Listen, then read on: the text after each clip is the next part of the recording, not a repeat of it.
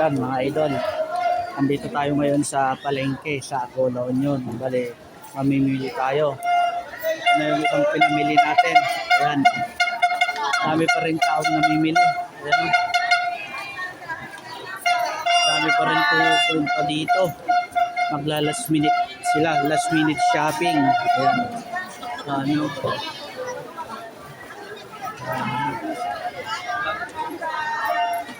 Ayan. Madami pa rin namimili. Ito. Tinapay. Ayan. Daming tao mga idol. Namimili ng kanilang mga iahanda ngayong New Year. Dami pa rin. Ayan.